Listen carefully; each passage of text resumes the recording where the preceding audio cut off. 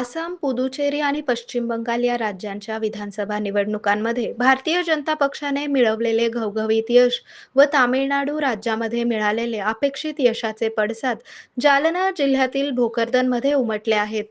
या विजयानिमित्त भोकरदन तालुका भाजपच्या वतीने फटाक्यांची आतषबाजी आणि मिठाई वाटप करून जोरदार जल्लोष साजरा करण्यात आला.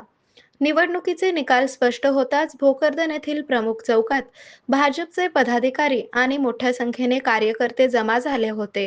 यावेळी कार्यकर्त्यांनी भारतीय जनता पार्टीचा विजय असो आणि नरेंद्र मोदी जिंदाबाद अशा घोषणांनी संपूर्ण परिसर दणाणून सोडला. विजयाचा आनंद व्यक्त करण्यासाठी कार्यकर्त्यांनी मोठ्या प्रमाणात फटाके फोडले आणि उपस्थित नागरिकांना मिठाई वाटून आपले तोंड गोड केले.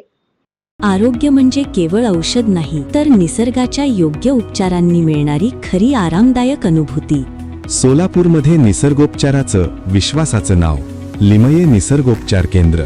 इथे उपलब्ध आहेत विना औषध उपचार पद्धती, ॲक्युप्रेशर, ॲक्युपंक्चर, कपिंग आणि मसाज थेरपी.